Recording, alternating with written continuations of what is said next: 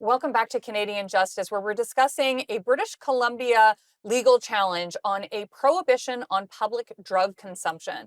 Now, Adam, the an organization called the Harm Reduction Nurses Association, they sought an injunction that put a pause on the enforcement of this BC law that bans public drug use in certain places. What can you tell me about what that injunction entails?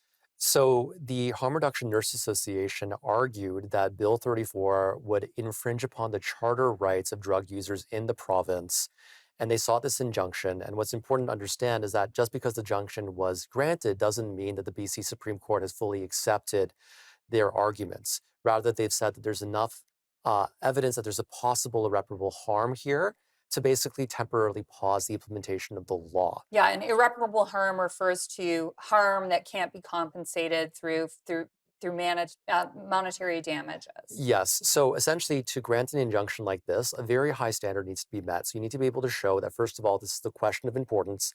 Second of all, that irreparable harm occurs. And third of all, there's something known as the balance of conveniences. Does granting this injunction create other more important public harms, and how do you balance them?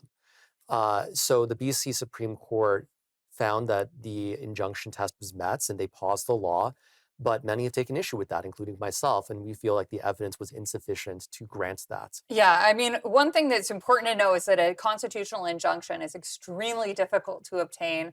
The organization that I work for, the Canadian Constitution Foundation, we've sought constitutional injunctions in the past, and I know firsthand how difficult they are to obtain. So I was pretty surprised, I'll be honest, that it was obtained in this case because of how high that standard is to get one.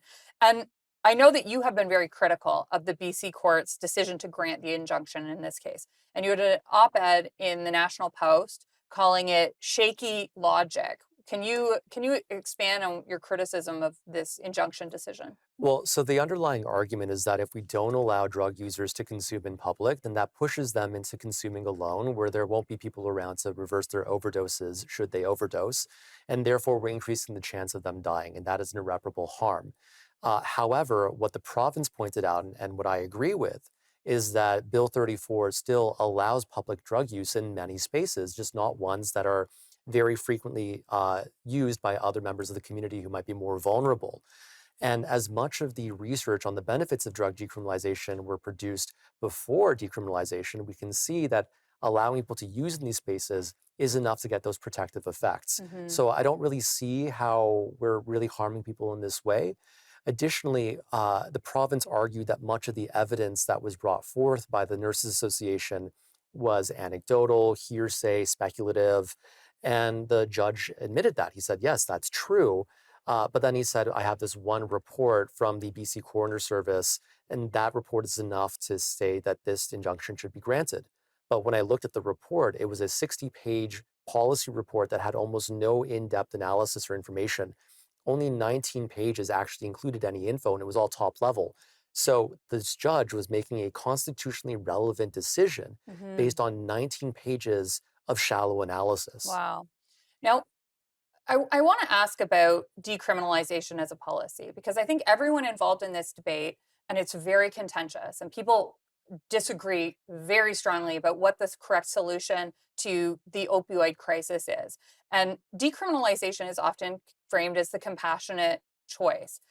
What do you think of that? Do you think it is a compassionate choice? And perhaps what would be a compassionate solution if it doesn't include decriminalization?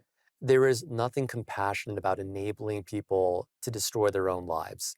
And I think that the way that decriminalization has been approached in BC has been, in a way, callous. We're giving up on people and just saying, do drugs wherever you want until you die, more or less. I think a better alternative would be actually to focus on recovery and actually divert people to treatment like they do in Portugal and other jurisdictions. So decriminalization can be done right. It can be done in a productive way, but that is not what we're seeing in BC today. Uh, The injunction's been obtained by the the harm reduction nurses? Do you know what the next steps are? Is the province going to appeal the injunction so that they can enforce this law, or do we go straight to the merits of is the law constitutional or not? We've only got about 30 seconds left. From my understanding, they're going straight to the discussion of like the actual case itself, and that'll be adjudicated this year, and we'll see what happens at that point. But I hope that they don't rule in favor of it. And what would be the long-term implications if the policy is found unconstitutional? Would this have implications for the rest of Canada? Only about 10 seconds. Yeah, I think it would make it very possible that there'd be other challenges that would force decriminalization in other parts of Canada. Absolutely. We've got to go to break now, but we'll be right back.